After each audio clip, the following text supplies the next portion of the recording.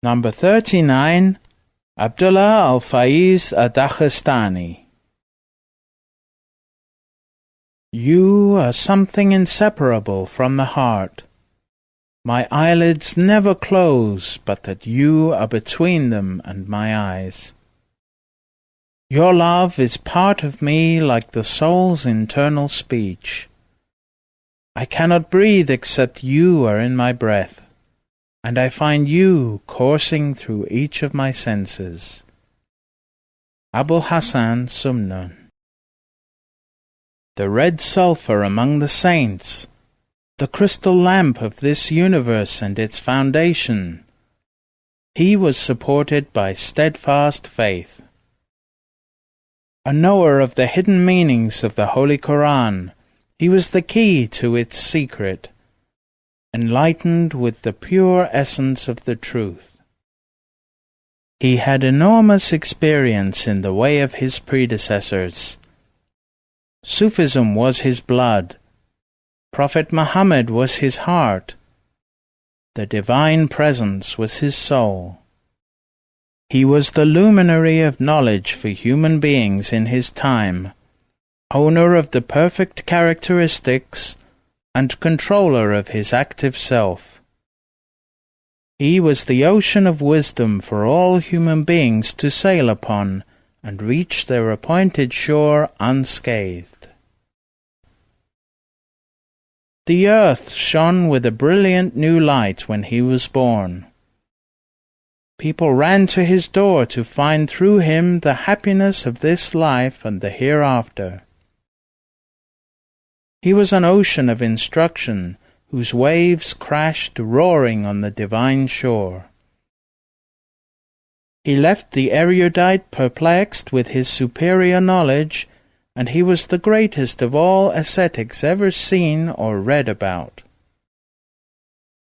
He gave selflessly from his spirit to quench the thirst of the spiritual and the physical worlds.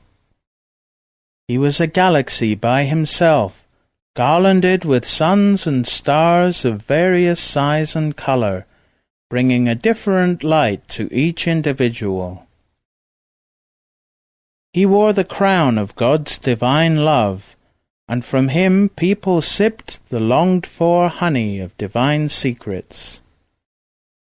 He never left a person without reaching and raising him with his spiritual breath. The darkness of ignorance disappeared in the illumination of his knowledge.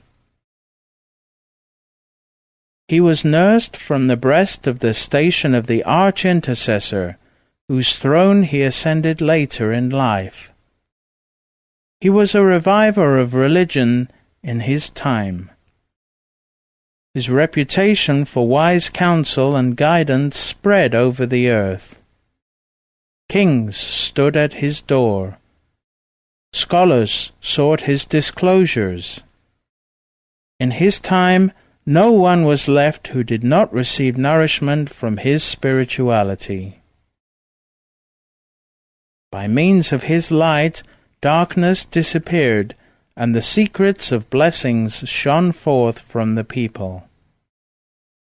He was the perfect saint and the pillar of the knowers. He was born in Daghestan in the year 1309 Hijra, 1891 current era, to a family of doctors. His father was a general practitioner, and his brother was a surgeon general in the Russian army. He was raised and trained by his uncle, Shaykh Ad-Daghestani, the master of the Naqshabandi order at that time, who took special care of him from his early youth. During his sister's pregnancy, Shaykh Sharafuddin told her, "The son you are carrying has no veils on his heart. He will be able to see events that have passed or that are coming. He is one of those who can read the unseen knowledge from the preserved tablets directly. He is going to be Sultan al-Awliya in his time. He is going to be called among the saints the leader of the community of Muhammad. He is going to perfect the ability of being with God and being at the same time with people. He will inherit the secret from the Prophet, which he referred to when he said, "I have one face looking at the Creator, and I have one face looking at creation." And, "I have 1 hour with the Creator, and I have 1 hour with the creation." When you give birth to him, call him Abdullah, because he will be carrying the secret of servanthood. He will spread the order back to the Arab countries. Through him, his successor will spread the order in Western countries and in the Far East. You must be careful with him. I am asking that when he reaches the age of 7, you give him to me to raise and to be under my guardianship. On the 12th of Rabi al-Awwal, a Thursday, his mother Amina gave birth to her son, whom she named Abdullah. When she gave birth to him at around midnight, no one was with her. His father was busy and his brother was away. She said that when she was delivering him, she saw a vision in which 2 ladies came to her. One was Rabi al-Adawiyah, and the other was Asiya, Pharaoh's wife who believed in Moses. They helped her in giving birth. After a while, the vision disappeared and she saw a baby come forth. At that moment, her husband arrived and helped her deliver her son. His parents never heard him cry. In his childhood, at the age of 1 year, they often saw him with his head on the floor in prostration. His mother, family, and neighbors were astonished at this. He spoke at the age of 7 months and was able to make himself understood clearly. He was unlike most children in other respects as well. He would often be seen moving his head from right to left while voicing the divine name. At the age of 3, he used to tell visitors about their future.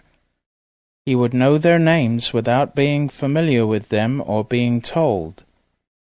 He astonished the people of his country. People used to come to visit his parents' home in order to see this remarkable child and to hear him speak. By the age of 7, he was learned in the Quran. He used to sit with his uncle, Shaykh Sharafuddin, and answer the questions people put to him. His answers were always very clear on matters of the divine law, although he had never studied jurisprudence. He would recite the supporting evidences from the Quran and the traditions without ever having studied the science of traditions. This caused people to be more and more attracted to him. His father's house was always full of visitors coming to ask him about their problems, difficulties, and daily affairs. He would answer them and predict their outcomes.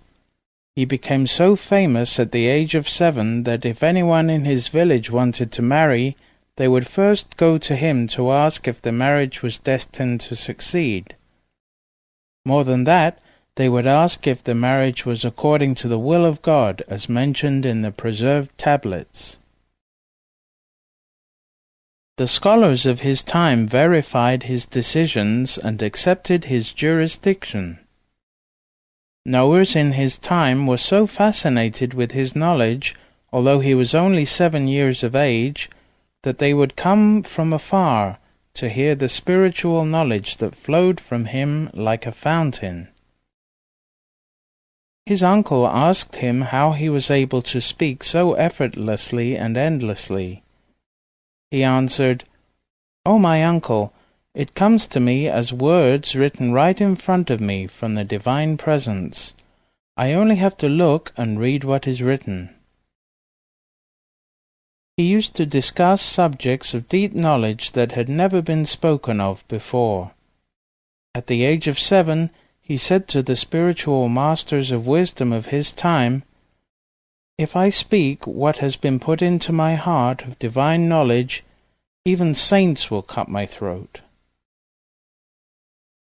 He was extremely meticulous in keeping the prescriptions of the divine law. He was the first to appear for prayer in the mosque 5 times a day. He was the first to be present for dhikr. He was the first to be present in the meetings of scholars. He was the first to be present in the spiritual gatherings. He acquired fame for healing sick people by recitation of Surah al-Fatiha.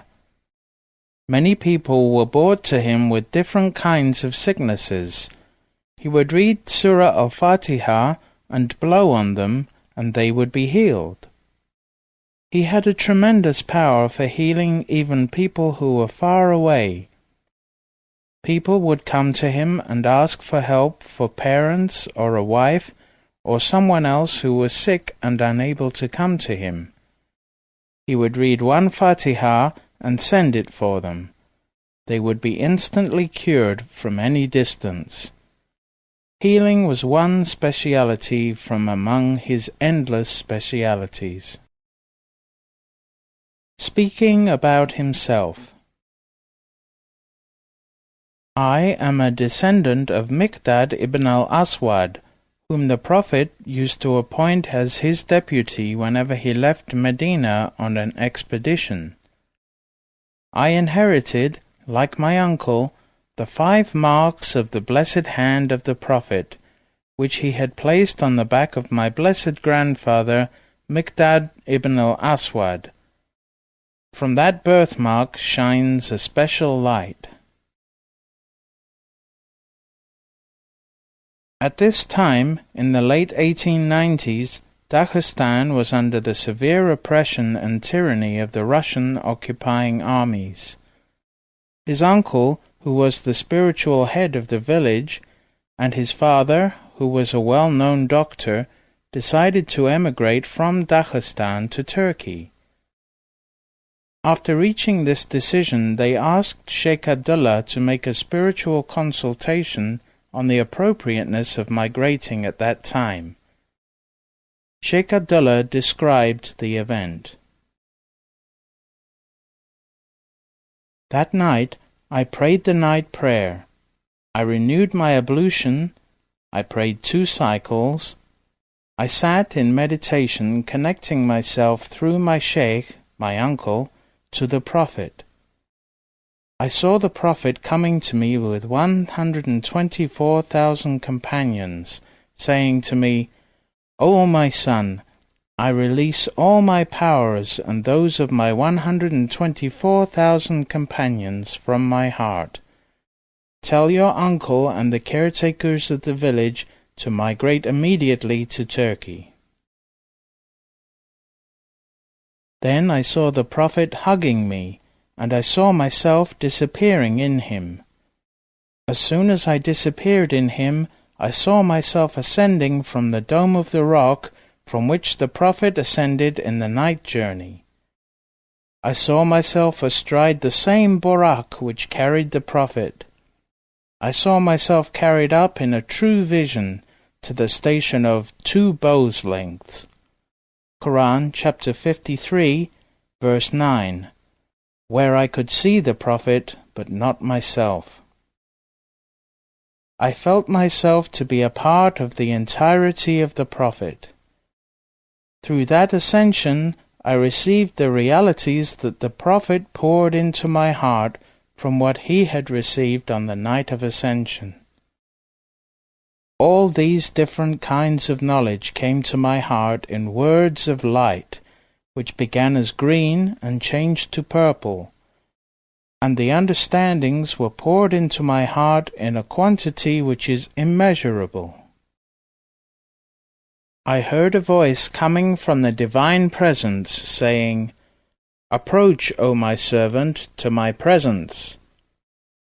As I approached through the Prophet, everything disappeared. Even the spiritual reality of the Prophet disappeared. Nothing existed except God, Almighty and Exalted.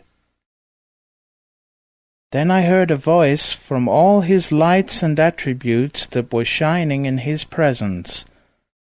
O my servant, now come to the state of subsistence within this light.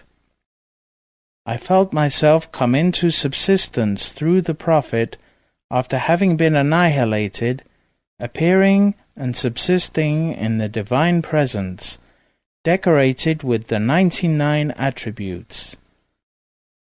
Then I saw myself inside the Prophet, appearing inside every creation that was existing by God's power. That took us to a state in which we were able to realize that there are universes other than this universe, that there are endless creations of God Almighty and Exalted. Then I felt my uncle shaking my shoulder, saying, "O my son, it is time for the dawn prayer."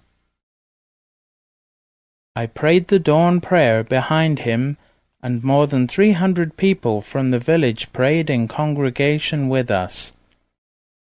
After the dawn prayer, my uncle stood and said, "We asked my nephew to do a spiritual consultation."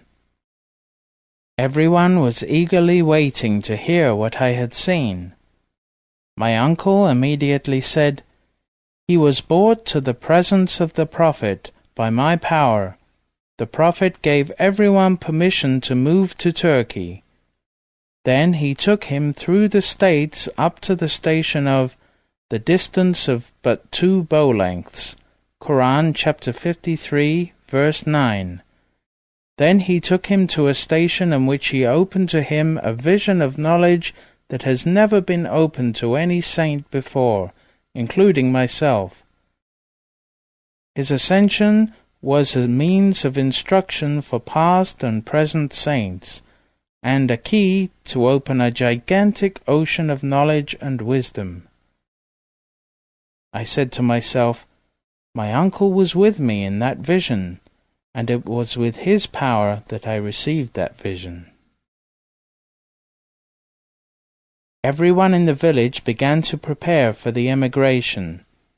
We moved from Daghestan to Turkey on a trip that was full of difficulties, caused both by the Russian soldiers and by highwaymen who killed without the slightest provocation. Near the border with Turkey, we were traveling through a forest which was known to be filled with Russian soldiers.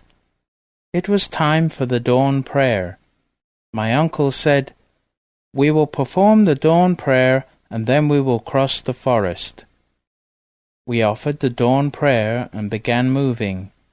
Shaykh Sharafuddin said to everyone, "Stop." He asked for a cup of water.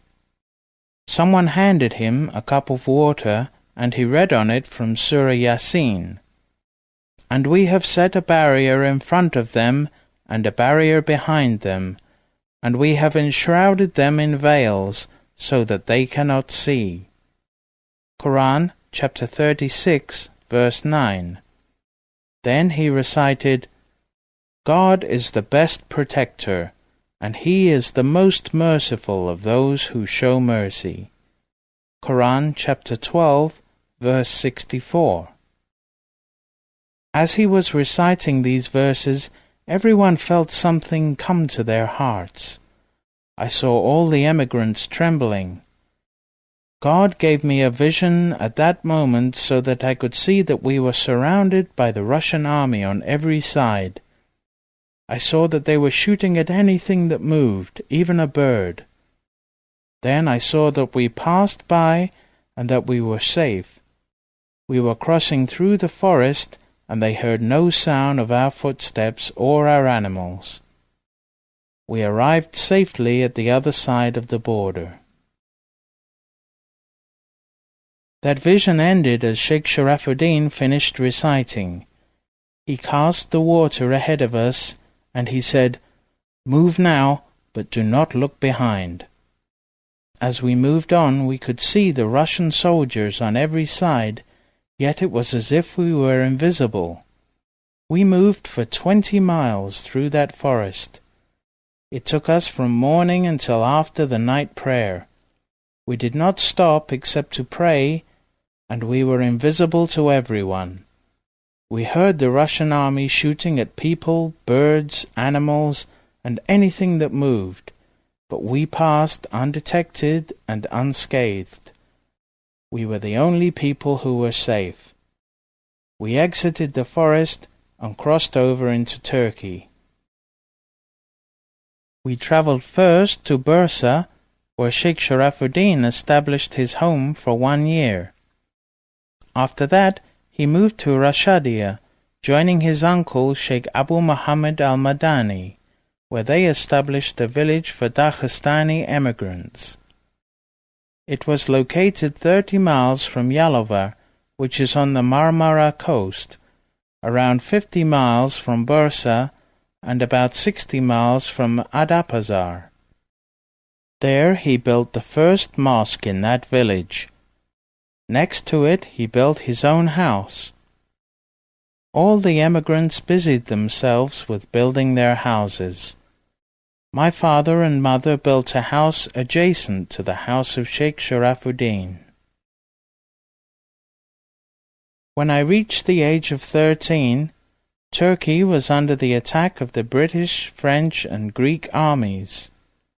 The Turkish army was conscripting everyone, even the children. They wanted me to go and join the army, but my uncle, who had a good relationship with Sultan Abdulhamid, refused to send me. My father died, and my mother was alone, so I had to work to support my mother.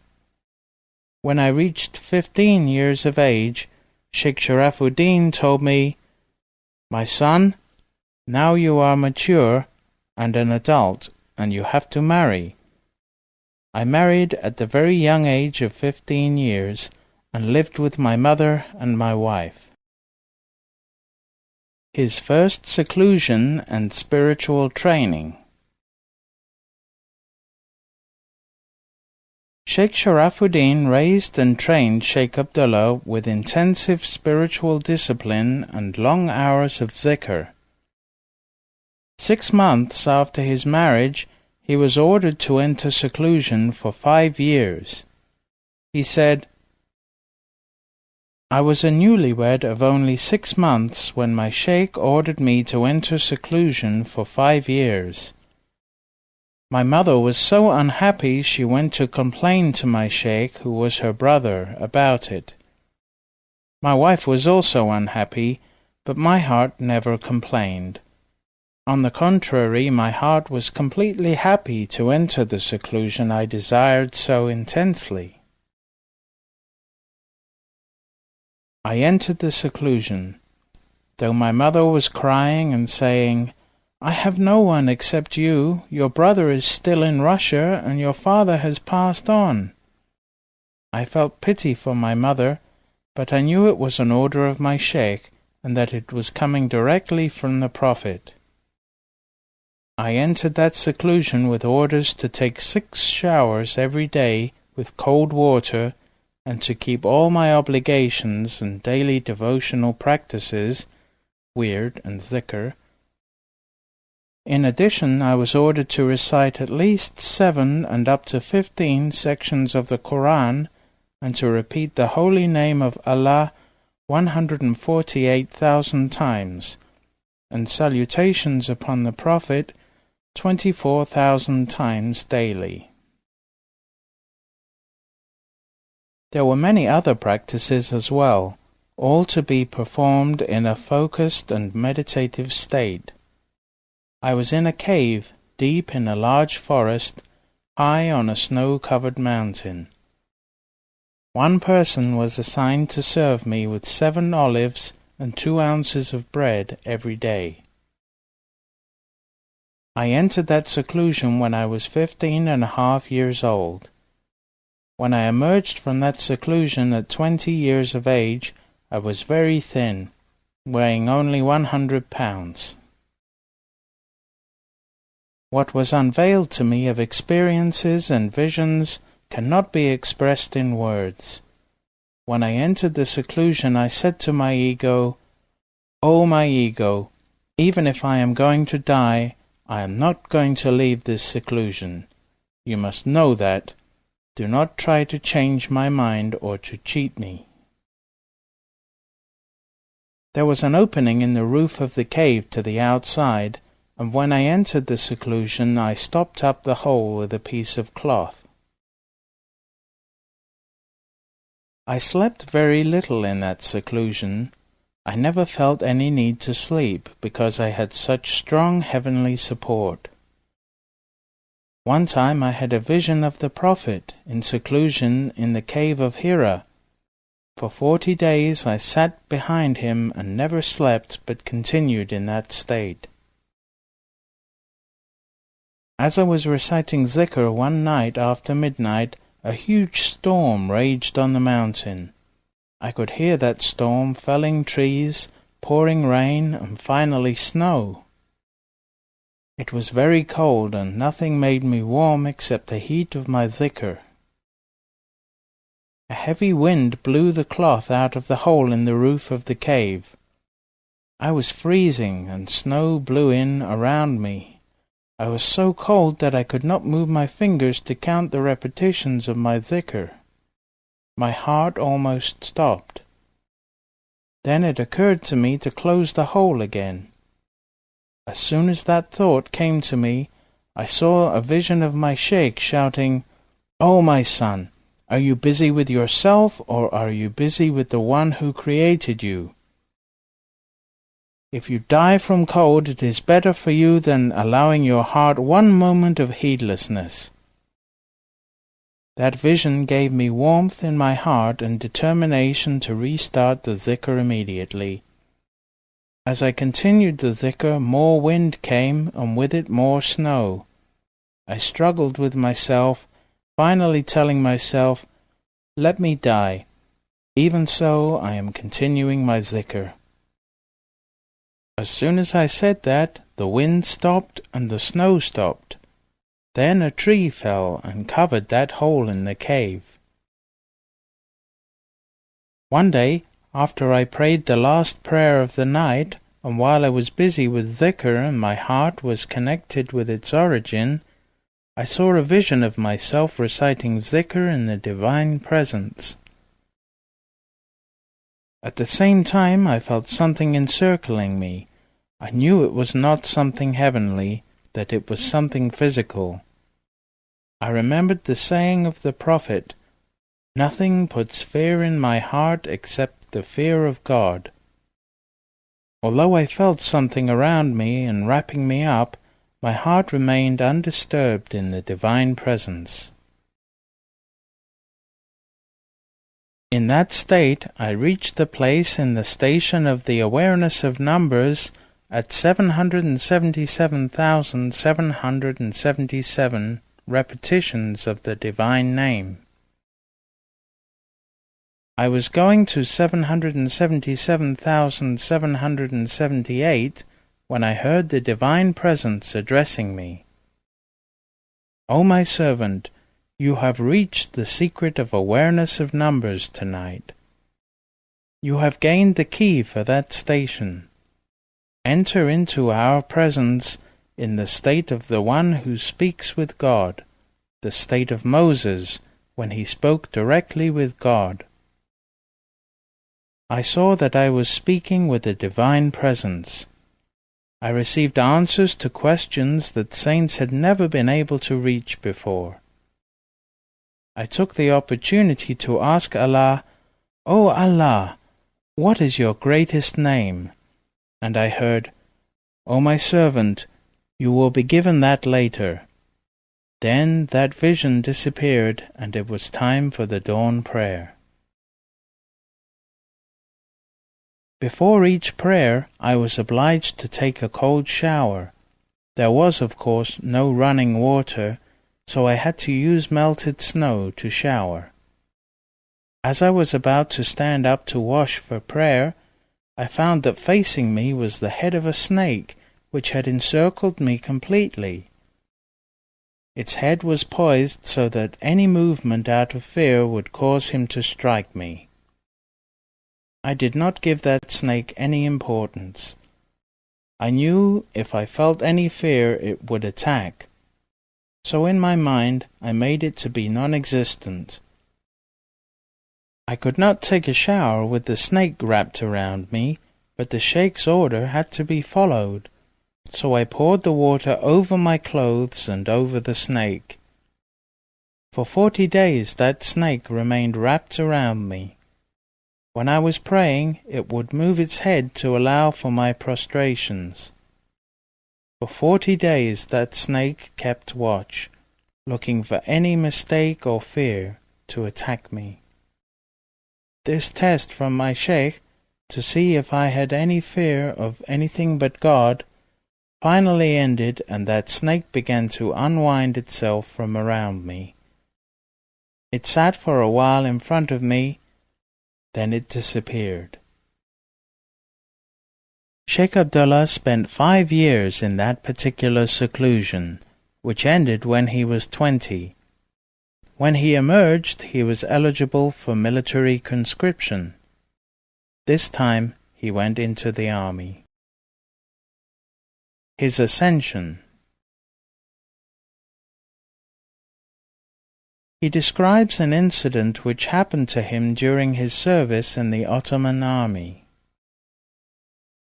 I saw my mother for only 1 or 2 weeks. Then they took me to the battle known as Safar Barlik in the Dardanelles. One day there was an attack from the enemy, and about 100 of us were left behind to defend a frontier. I was an excellent marksman, able to hit a thread from a great distance. We were unable to defend our position and were under fierce attack. I felt a bullet strike my heart, and I fell to the ground mortally wounded. As I lay dying, I saw the Prophet coming to me. He said, "O my son, you were destined to die here, but we still need you on this earth in both your spiritual and physical form. I am coming to you to show you how a person dies and how the angel of death takes the soul." He presented me with a vision in which I saw my soul leaving my body, cell by cell, beginning from the toes.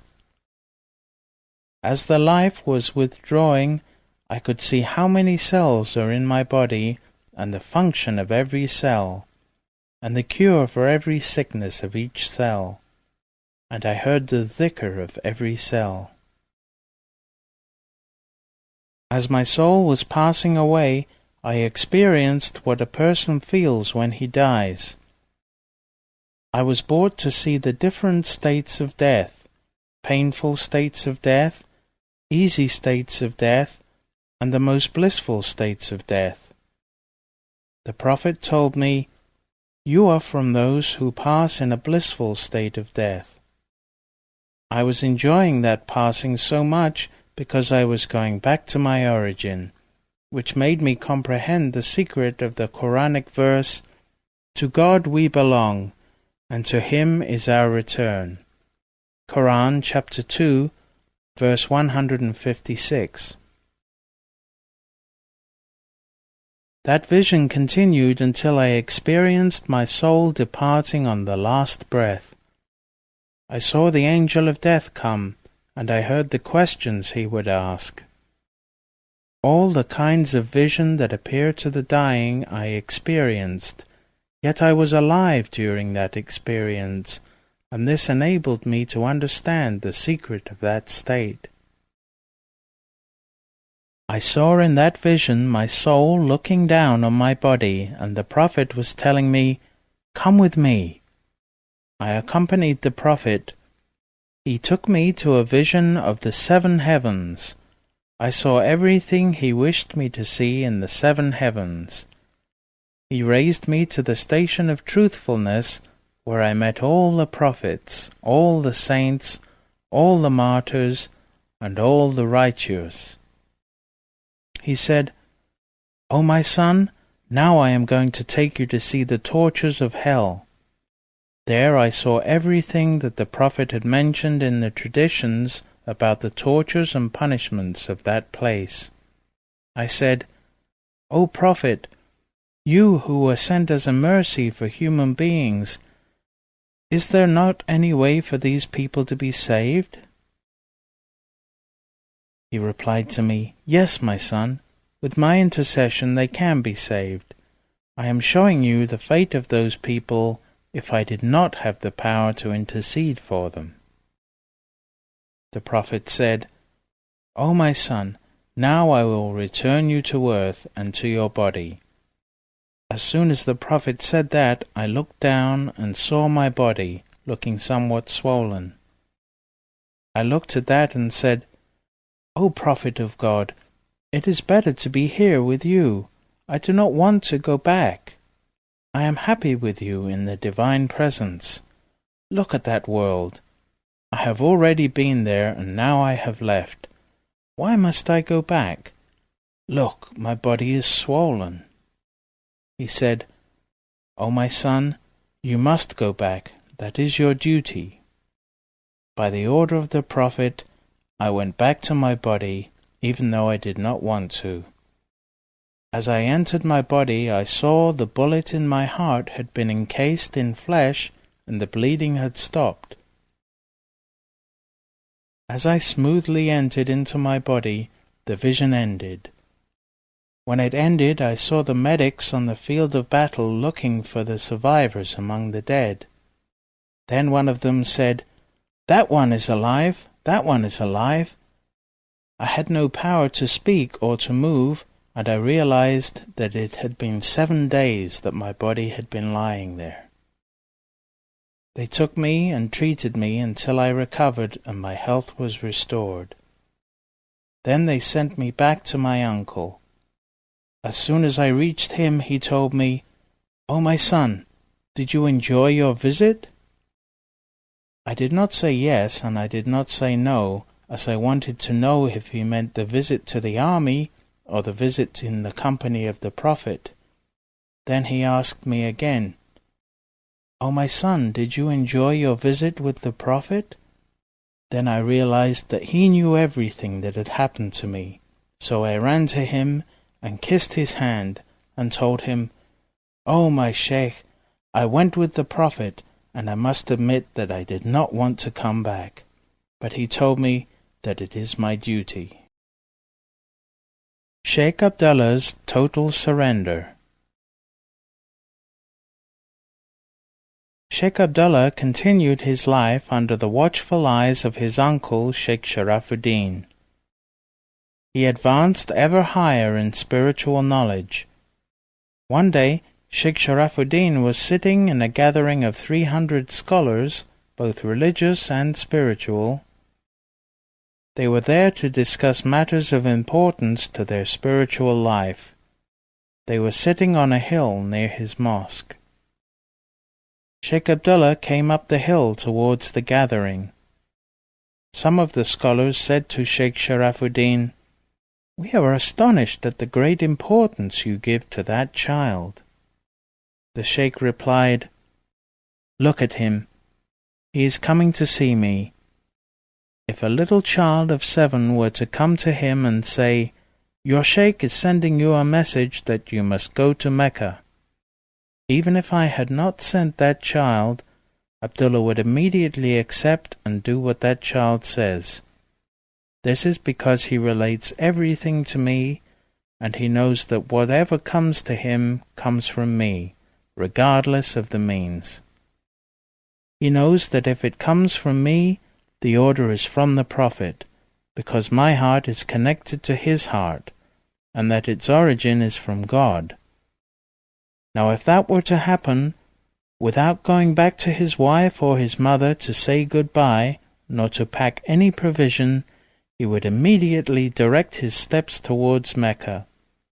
That is why I give him such importance, and also because I know what kind of station he is in. The state that he is now in, no one before him, including myself, has ever been able to enter or to see.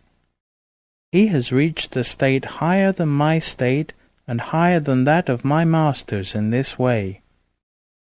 as the order continues from one master to another, it moves upwards. As the secret is passed from one sheikh to another, the rank will be increased by the addition of the successor's secret to the secret that he receives. At the same time, the rank of the Prophet is always increasing in every moment, and as he is raised ever higher, so too are the saints of his community.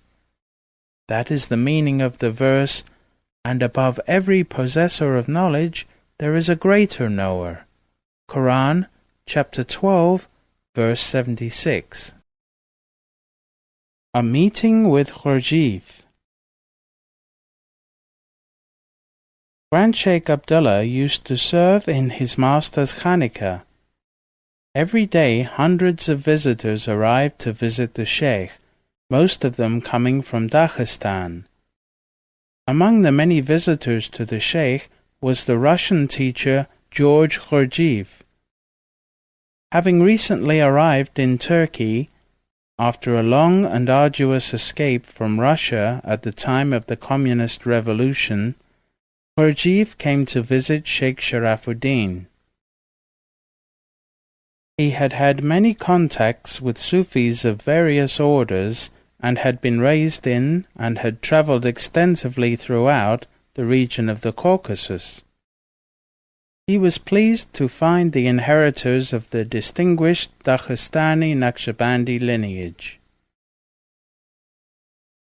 Shaykh Sharafuddin asked Shaykh Abdullah to host their guest. Shaykh Abdullah recounted the events of the meeting to several of his disciples many years later. As soon as they met, Shaykh Abdullah said, "You are interested in the knowledge of the 9 points. We can speak on it in the morning after the dawn prayer. Now you eat something and rest." At the time of the dawn prayer, Shaykh Abdullah called Khurjif to come and pray with him. As soon as the prayer finished, the Shaykh began to recite Surah Yasin from the Holy Quran.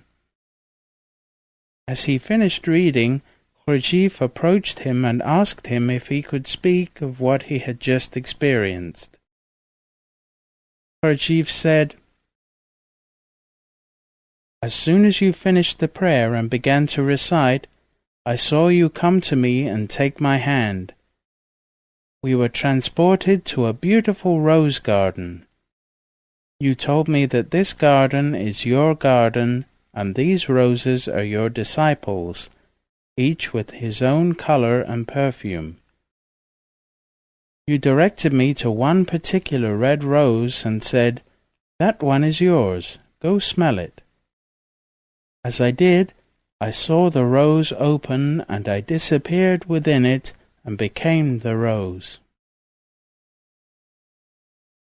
I entered its roots, and they led me to your presence. I found myself entering into your heart and becoming a part of you. Through your spiritual power, I was able to ascend to the knowledge of the power of the 9 points. Then a voice, addressing me as Abdul said, 'This light and knowledge have been granted to you from the divine presence of God to bring peace to your heart. However, you must not use the power of this knowledge.' The voice bid me farewell with the salutations of peace, and the vision ended as you were finishing the recitation from the Quran." Shaykh Abdullah replied, Surah Yasin was called the heart of the Quran by the Holy Prophet, and the knowledge of these 9 points was opened to you through it. The vision was by the blessings of the verse, "Peace, a word of salutation from a Lord most merciful." Quran chapter 36, verse 58. Each of the 9 points is represented by one of 9 saints who are at the highest level in the divine presence. They are the keys to untold powers within the human being, but there is no permission to use these keys. This is a secret that in general will not be opened until the last days, when the Mahdi appears and Jesus returns. This meeting of ours has been blessed. Keep it as a secret in your heart and do not speak of it in this life.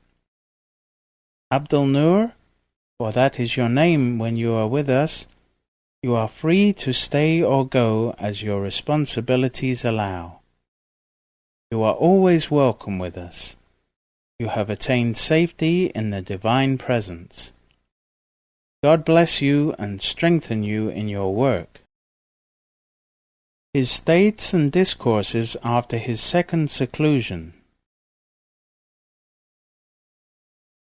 At 30 years of age, Shaykh Abdullah was ordered to enter a second long seclusion for 5 years. During that seclusion, many visions and states were granted to him which are impossible to describe within the scope of this book. After he completed this second seclusion, the power of his spiritual attraction increased. He became so renowned that even during his Shaykh's lifetime, people used to come from everywhere to learn from him. Selected discourses. I do not speak to you about any station, manifestation, or rank without my having already entered that station or position and experienced that manifestation. I am not like many others. I do not speak separating my sight from my heart, enumerating the stations for you, without knowing their reality. No. First of all, I followed that path and saw what it was. I learned those realities and secrets which may be found along it. I worked my way along it until I obtained the knowledge of certainty, the eye of certainty, and the truth of certainty. Only then do I speak to you, giving you a tiny taste of what I have tasted, until I am able to make you reach that station without tiring you and without difficulties. There are 5 stations of the heart: Qalb, Sir, Sir Asir, Khafa, and Akhfa. Qalb is the heart. Sir is the secret. Sir Asir is the secret of the secret. Khafa is the hidden, and Akhfa is the most hidden. The secret of this order is based on these 5 subtle stations of the heart. Latif. Latifat al-Qalb, the stage of the heart, is under the authority of Adam because it represents the physical aspect of the heart. Latifat al-Sir, the station of the secret, is under Noah because it is the vessel which is saved from the ocean of darkness, from the flood of ignorance. Latifat Sir Asir, the station of the secret, is under 2 prophets, Abraham and Moses, who represent God's divine presence on earth. God made Abraham the symbol of all his caliphs on earth, as mentioned in the verse of the creation of mankind, Quran chapter 2, verse 30. Moses was blessed with hearing and speaking to God, which are the 2 essential attributes of knowledge. Latifat al-Khafa, the hidden station, is under Jesus because of his relationship with hidden knowledge. He represents spiritual understanding. Latifat al-Akhfa, the most hidden station, is under the reality of Muhammad, because he was granted a station high above that of all other prophets and messengers. He was the one who was raised up on the night of ascension to the divine presence. This is represented by the sacred phrase of the testimony of faith, in which "there is no God but God" is joined with Muhammad is the messenger of God. The lights of these stations have been shown to me. The light of the heart is a yellow hue. The light of the secret is red. The light of the secret is white. The light of the hidden station is green. And the light of the most hidden station is black. These 5 stations are at the center of the 9 points which represent the locus of inspiration of the Divine Presence in the heart of the human being. These 9 points are located on the chest of each person, and they represent 9 different hidden states in every human being. Every state is connected to a saint who has authority to control that point. If the seeker in the Naqshabandi way is able to unveil and to make spiritual contact with the authorized master controlling these points, he may be given knowledge of and power to use these 9 points. The conditions related to opening these 9 points can only be alluded to obliquely. The first station involves the power of imprisoning the ego. The key to the second state is dhikr with La ilaha illallah. The third state consists in witnessing the engraving of Allah's name on the heart, Naqsh. The fourth state relates to the meaning of that engraving on the heart. The fifth state is to imprint the engraving with your dhikr. In the sixth state, the heart is made to stop pumping at will and to start pumping at will. The seventh state is to be aware of the number of times one stops the heart from pumping and the number of times one restores the pumping of the heart. In the eighth stage, one mentions the phrase Muhammadan Rasulullah in every cessation of the heart and every restoration of its pumping.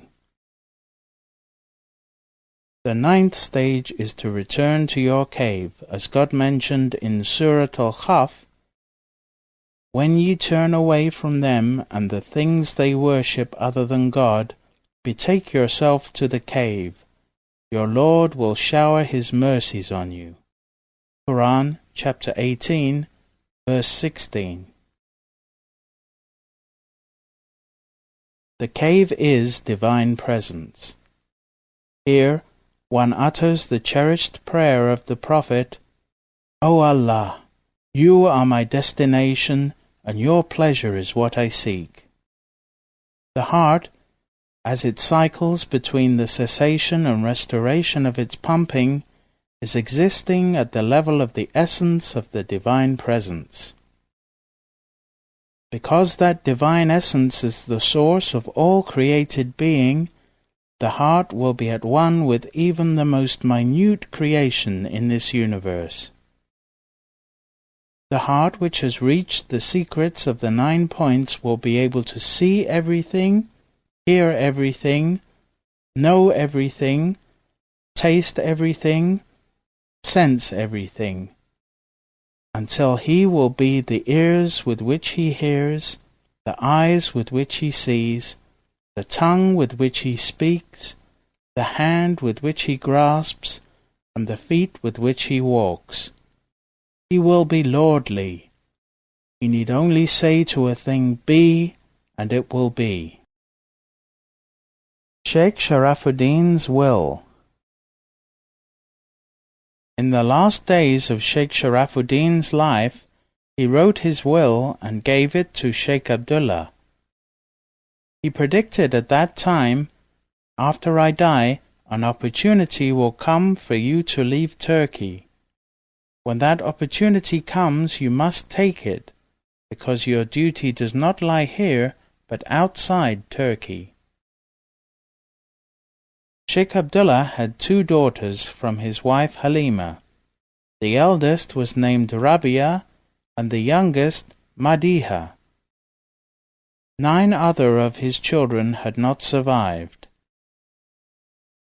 After his sheikh passed away, a delegation came to him from King Farouk of Egypt to convey the condolences of the king, as Sheikh Sharafuddin had many followers in Egypt. One of the princes who came with the delegation saw his daughter Madiha. He felt attracted to her and asked to marry her. Sheikh Abdullah realized that this was the opportunity to leave Turkey that his sheikh had foretold. He immediately accepted the proposal, and with his daughter's compliance, the marriage quickly took place. Soon after that, he received an invitation from his daughter's new husband to come to Egypt. He said, I went to Egypt and stayed with my daughter. The relationship between her and her husband was not good. After some time, the marriage failed and ended in divorce. I took my sheikh's advice to use that opportunity. I boarded a ship with my wife and daughters in Alexandria and sailed to Latakia. From Latakia, I went to Aleppo, where I landed with only 10 piastres, about 10 cents, in my pocket, and no other worldly possessions with me. I went to the mosque to pray the evening prayer with my daughters and my wife. There, a man approached me and said to me, "Oh, my sheikh, please be my guest." He took me and my family and he hosted us. I consider this to be one of my sheikh's miracles, which took us from Turkey to Egypt to Aleppo, where God opened a door for us. He stayed some time in Aleppo, where people were honored to have him. Scholars came to sit and listen to him, and they were fascinated with his speeches and with his knowledge. They called him the reviver of the religion. From there he moved to Homs, where he visited the mosque and tomb of the companion of the Prophet, Khalid ibn al-Walid. He stayed briefly in Homs. He moved to Damascus, in the Maidan district, near the tomb of Sa'd-ad-Din Jabawi, a saint from the family of the Prophet. There he established the first Zawiya for the branch of the Naqshabandi order which had gone to Daghestan. With him, the golden chain of the Naqshabandi order which had gone from Damascus under Sheikh Khalid to Daghestan with Sheikh Ismail and his caliphs, now returned to Damascus. His 2 daughters were married. Rabia had 4 children, 3 girls and 1 boy. Madiha was married to Sheikh Tawfiq al-Hibri, one of the great Islamic scholars of Lebanon. Soon, people began to crowd into his Zawiya. They arrived there from all over the city, Sufis, government people, businessmen, and common people. Disciples were coming every day to sit at the door of his Khanika. Daily food was served to hundreds, many of whom also slept there. Then he received a spiritual order to move to the mountain of Khasiyun. It is the highest point in Damascus, from whose vantage the entire city can be viewed. With the help of his 2 senior disciples, Sheikh Muhammad Nazim Adil and Sheikh Hussein Ali, he built a house. This house and the mosque next to it still stand, and the mosque is the site of his tomb. He saw in a vision while he was building the mosque that the Prophet, with Abu Bakr as-Siddiq, Ali, Shah Naqshband, and Ahmad al-Faruqi came and put posts to mark the shape and location of the walls of the mosque. As soon as the vision ended, the markers were visible and everyone present saw them. At that mosque, over the years, hundreds of thousands of visitors were received for healing, for prayers, for training, coming to learn all kinds of external and internal knowledge. Many times he was ordered by the Prophet to go into more seclusions. These seclusions varied in length from 40 days to 1 year. He went into over 20 seclusions during his lifetime. Some of these seclusions were made in Damascus, some in Jordan, some in Baghdad at the tomb of Ad-Daghestani, and many were in Medina. With each seclusion, his spiritual power and rank were amplified. One time, he sent a message via Mawlana Shaykh to Sharif Abdullah, who was the king of Jordan and one of his disciples, telling him, "Do not go and pray in congregation, especially on a Friday, because I had a vision that you will be killed." That message was given to Sharif Abdullah, but he did not heed the warning. The next week he was killed as he left from the Friday congregational prayers. Years later, a cousin of ours was caught by accident in gunfire in Beirut. He was taken for emergency surgery. We went to visit our Grand Shaykh, terrified for our cousin's condition. As soon as we walked in and before we could speak, he said to us, "Go back. It was written that he would die, but with my prayers he will live. The operation he is going through will succeed." When we returned, our cousin was in a coma, and they were taking him to surgery. We informed his mother of what Grand Shaykh had said to give her hope. The next day our cousin regained consciousness. He said, "I saw Grand Shaykh coming to me and doing surgery on me. That is what saved me." Shaykh Abdullah often talked about foreordained things. He said, "It is known that there are two types of destiny. The first kind of destiny is termed suspended or mutable destiny. It is written on the preserved tablet. This will vary according to will and behavior, cause and effect. All saints can change this kind of destiny for their disciples in order to train them and to influence their destiny by changing their actions and behavior. The authority to change the mutable destiny is given to the sheikhs for their disciples, because they are connected to each other by divine will. The second type of destiny is contained in the mother of the book, as mentioned in the verse, "God blots out or confirms what he pleases." With him is the mother of the book. Quran, chapter 13, verse 39, and is called fixed destiny. Saints never interfere in that fixed destiny, which is in the hand of the Creator. God gave the authority to change the fixed destiny only to the 9 saints who are at the highest level in the divine presence, by permission from the Prophet, who is the first to take that power from God. They control the 9 points of human consciousness related to the different stages of the ascent of an individual on his path to the divine presence.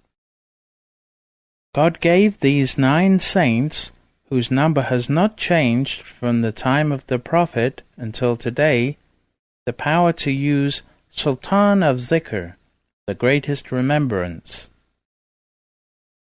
Everyone knows that Zikr is primarily the repetition of La ilaha illallah, and that is what is practiced by all Sufi orders, including the Naqshabandi. But the Sultan of Zikr is a completely different type of dhikr. God said, "We have revealed the dhikr, and we are the one to protect that dhikr in you." Quran chapter 15, verse 9.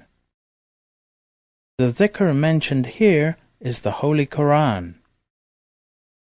The dhikr of these 9 saints, besides La ilaha illallah, is the secret of the Holy Quran.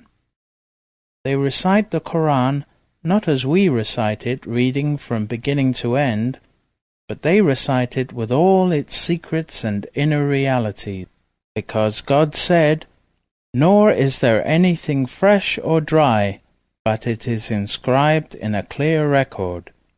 Quran chapter 6, verse 59. There is not one of God's creations in all the created universes that has not been mentioned already, with all of its secrets, in the clear book, the Quran. The saint reciting the Quran in Sultan al-Dhikr is therefore reciting it with all the secrets of every creation from beginning to end. God gave every letter of the Quran, according to the 9 highest masters of the Naqshabandi order. This was the first time that the Shaykh ever mentioned this secret. 12,000 knowledges. The Quran contains around 600,000 letters, so for every letter, these saints are able to take 12,000 knowledges. Each of these 9 saints differs from the other in his level as well. We may see that one of them, for example, was able to recite the Holy Quran by the power of Sultan al-Dhikr, which is to grasp 12,000 meanings on every letter, only once in his life. Another was able to recite it 3 times in his life. The third was able to do it 9 times in his life. Another was able to recite it 99 times in his life. The secret differed from one saint to another. Shah Naqshband was able to do it 999 times in his life. Ahmad al-Faruqi was able to recite it 9,999 times in his life. Shaykh Sharafuddin was able to recite it 19,999 times. Here, Shaykh Abdullah stopped. Shaykh Nazim said, "In every breath, Grand Shaykh Abdullah Ad-Daghestani was exhaling with Sultan al-Dhikr and inhaling with Sultan al-Dhikr. He used to complete the secret of the Quran twice in every breath." A meeting with John Bennett. Among the many visitors and seekers at the door of Grand Shaykh was the Englishman John G. Bennett. In several of his books he recounts the meetings with Shaykh Abdullah. Following is part of his accounts compiled from Concerning Subud and Witness. Bennett writes in Concerning Subud, "Shaykh Abdullah is a true saint in whom one feels an immediate, complete trust." He elaborates in more detail about their meeting in Witness. "The Shaykh was waiting for me on the roof of his house. It was high up above the city, commanding a superb panorama. I felt at ease from the start, and very soon I experienced a great happiness that seemed to fill the place. I knew that I was in the presence of a really good man. After the usual salutations and compliments of the excellence of my Turkish, he astonished me by saying, 'Why did you not bring the lady sister who is with you? I have a message for her as well as you.' It seemed unlikely that anyone could have told him about Elizabeth. We had walked straight to his house, and the Daji, my guide, had left me at the door without speaking to anyone. I replied that as he was a Muslim, I did not think that he would wish to speak with a woman. He said very simply, 'Why not? Rules and customs are for the protection of the foolish. They do not concern me.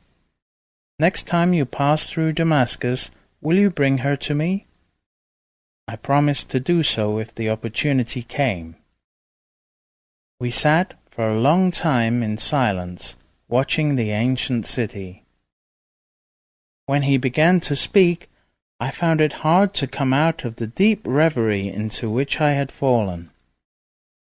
He was saying, "I was expecting someone today, but I did not know that it would be you. A few nights ago, an angel came to my room and told me that you would come to visit me and that I was to give you 3 messages. You have asked God for guidance about your wife. She is in God's keeping. You have tried to help her, but this was wrong. You disturbed the work that God is doing in her soul. There is no cause for anxiety about her, but it is useless for you to try to understand. The second message concerns your house. You have asked God for guidance as to whether you should go your way or follow others. You must trust yourself. You will be persecuted by the Armenians, but you must not be afraid. You have to attract many people to you, and you must not hesitate even if other people are angry." He fell silent again. I was astonished at the 2 messages, for it was true that I had prayed for guidance on just those 2 questions.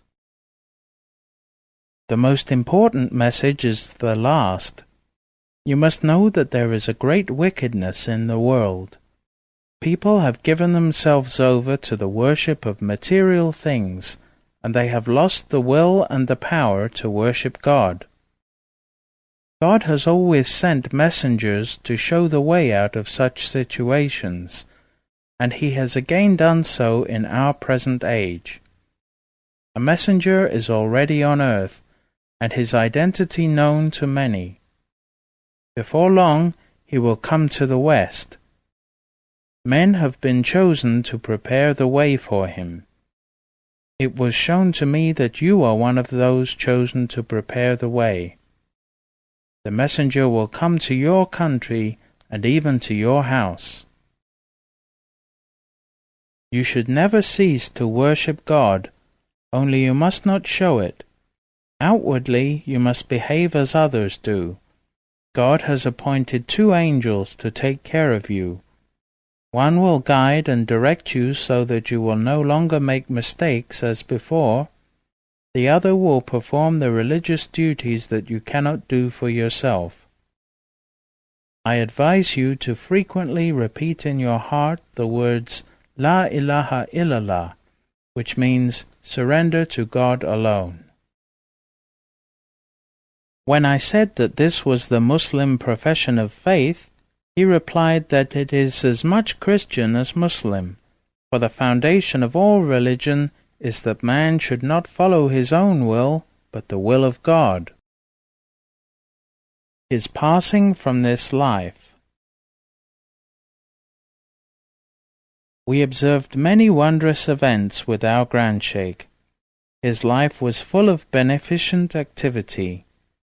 He was always smiling and never angry. He had no income, yet the food was always abundant in his house. How was he supported? Was the question in the mind of everyone. People would show up unannounced until they sometimes numbered 200, but they would find food prepared and ready for them. We always used to wonder, where did that rice and bread and meat come from? I rarely saw him sleep at night. During the day he was always receiving people, and at night he was always sitting in his special room reading Quran, reading Dalail al-Khairat, doing his personal zikr, or reading praises on the Prophet. He used to pray after midnight until the dawn. He helped the needy as much as he was able, and he sheltered many homeless in his mosque. He served humanity. The tongue is helpless to describe his good manners and good characteristics.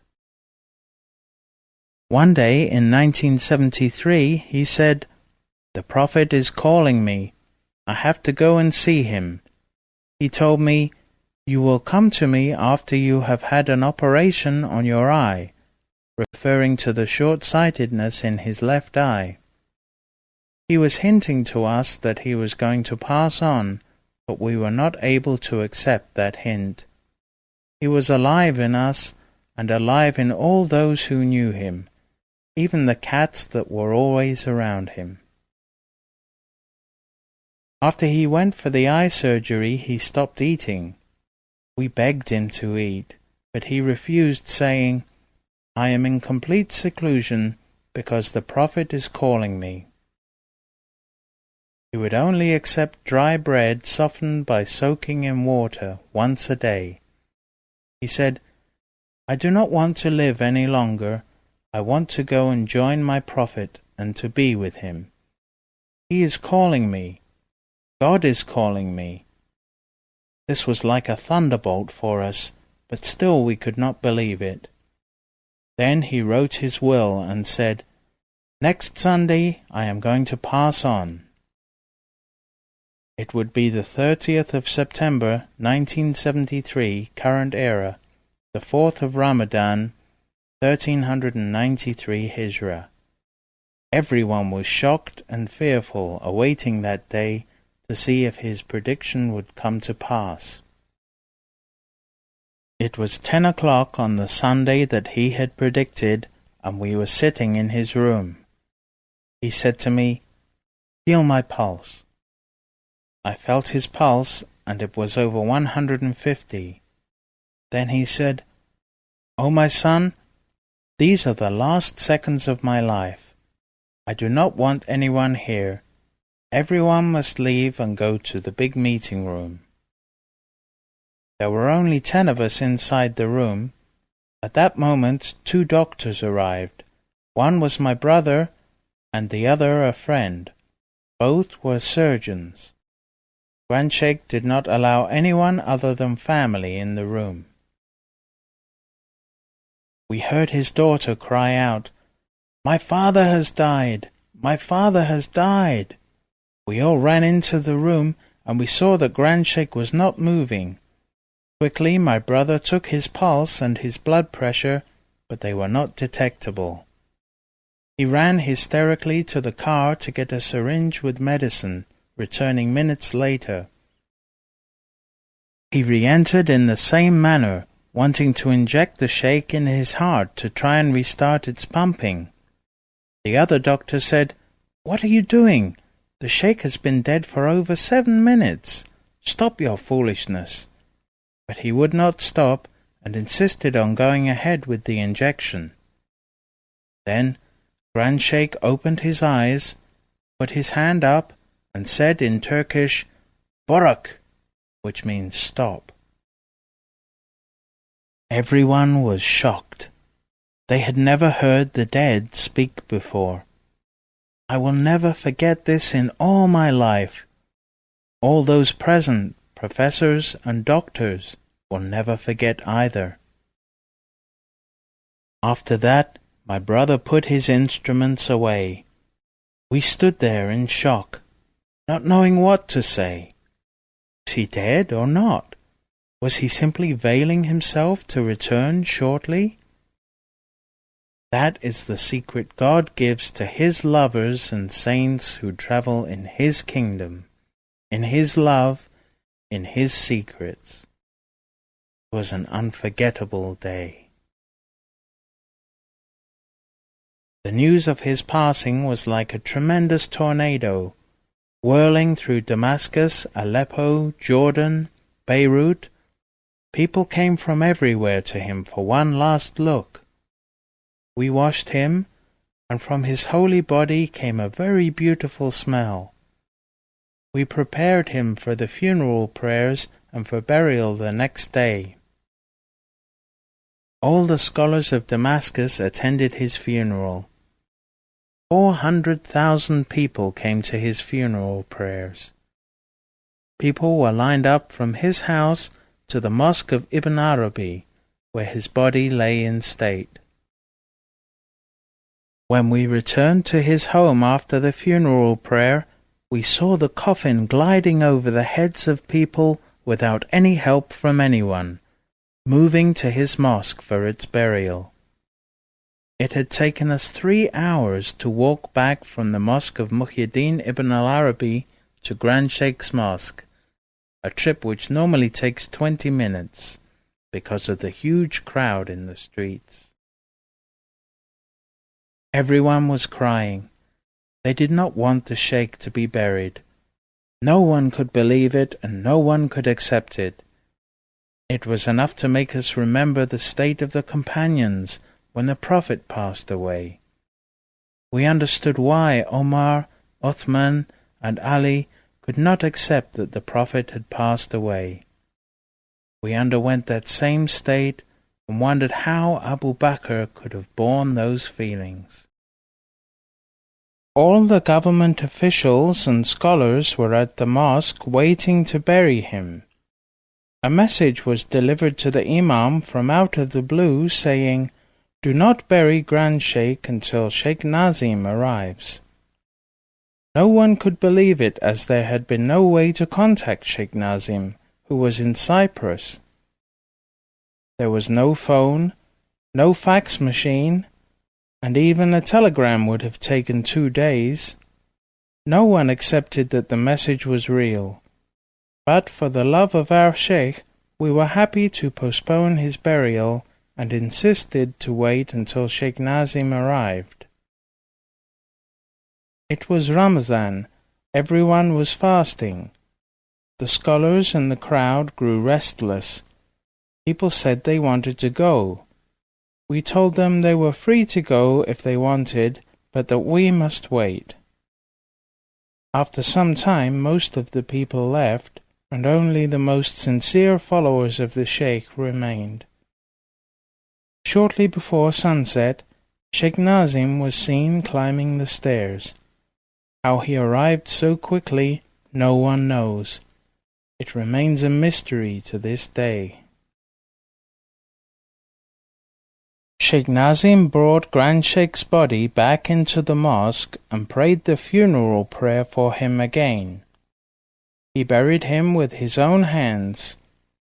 When he lifted the shroud from his face, we smelled the sweet perfume of sandalwood, amber, and musk, the like of which we had never smelled before. Then Shaykh Nazim asked us all to go out and to prepare to break the fast. Only my brother and I stayed watching from the window to see what was happening inside. He stood at the head of the grave as if in prayer. Then, in the blink of an eye, Shaykh Nazim disappeared. This event added an extraordinary surprise to our previous surprises. There were no words to express our feelings. 15 minutes passed, and suddenly we saw Shaykh Nazim appear in the same place from which he had disappeared. Then we ran to the door as he came out. He said, "What? Still here? You didn't break your fast? Never mind, my company is better." We went down to break our fast with him. Shaykh Nazim returned that night to Beirut and took a plane back to Cyprus. His predictions. Grand Shaykh Abdullah Ad-Daghestani, Naqib al-Ummah, may God bless his soul, predicted many events, some of which have come to pass, and some of which we still await. He said in 1966, "Next year there will be a war between the Israelis and the Arabs. The Arabs will be defeated." He predicted that another war between Israel and the Arabs would occur. Shortly before he passed away, he said, "There will be a big war within 1 month between the Israelis and the Arabs." This came to pass. On the 3rd of October, 3 days after his passing, the Arabs and the Israelis entered another war. One time, Grand Shaykh's daughter, Madiha, was considering buying a house with her husband in Beirut, and Grand Shaykh said no. She insisted, but he still said no. She continued to insist, but he was adamant and said, Beirut is going to be full of bloodshed. Every house is going to be affected by that bloodshed, and no one will escape its touch. He mentioned this in 1972, and it began to happen in 1975. He told us before he passed away, I see you in Tripoli, in the north of Lebanon. This was his way of suggesting that we move away from Beirut. He said, I see England entering Islam. He predicted that a royal family in Europe is going to support Islam because in their bloodline is the blood of Arabs. This will draw them into spirituality and arouse in them an interest in many faiths and draw them towards the divine presence. On a related matter, he said, When John Bennett met me and bore witness that God is one and Muhammad is the messenger of God, he asked what he could do. I told him to keep his testimony secret. Thereby he was able to bring many people in his homeland of England to bear witness and to interest them in spirituality. China is under the authority of a great saint who will be one of the greatest saints in the time of Mahdi and Jesus. His name is Abdullah al-Yamani. Through his influence, China will sign an agreement with the West not to use its nuclear weapons. China will split into many different small countries. There will be problems in the Far East, in the Korean Peninsula, and a great power will intervene to stop that conflict. A non-Arab Middle Eastern country will attack the Persian Gulf area, which will put the whole world into fear that the source of petroleum will be cut off. He said, Cairo is going to sink underwater. Later, the Russians built the Aswan Dam. It contains an enormous amount of water and has recently been found to contain loose underpinnings which are eroding. He said, Cyprus will sink underwater and Mount Olympus near Bursa will erupt. Under it are two elements, gas and fire, which have until now been kept separate, and saints have always prayed that these elements would not combine. From its explosion, hundreds of thousands of people will be wounded and become homeless.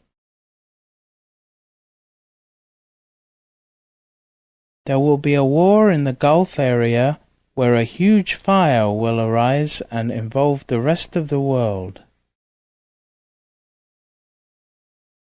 Germany and England will lead the whole of Europe. In Germany there is a saint assigned by Mahdi and Jesus who is to raise and train the people in spirituality. That saint is hidden, but he is among them. There will be a big change in the approach of Arabs to politics, and one powerful regime is going to change to a better way of government. Before he passed away, in a private meeting with some of his closest disciples, he said, There will be peace, and America will be the one leading the talks for peace, which will end the war between the Arabs and Israel. This is going to happen. The sign of it is the collapse of communism and the splitting of the Russian Empire into many parts. There will be no power in this world except for America. Most Arab governments will turn to the Americans. The conflict will completely quiet down, and Arabs and Israelis will live in peace. Slowly, every conflict on the earth will be put to an end, and everywhere there will be peace. America will lead that. Everyone will be happy and no one will expect war ever to occur again. Suddenly, in the midst of peace, an attack will be made on Turkey from a neighboring country and a war will start, followed by an invasion of Turkey by a close neighboring country. This will threaten the US bases in Turkey and will cause a greater battle to ensue. This will result in a great disaster on earth and a horrible war. During the course of the war, Mahdi will come forth and Jesus will return. His purpose will be to bring spirituality, peace and justice, and to overcome tyranny, fear and terror. Love and happiness and peace will fill this earth with the power of Mahdi and Jesus by the will of God Almighty.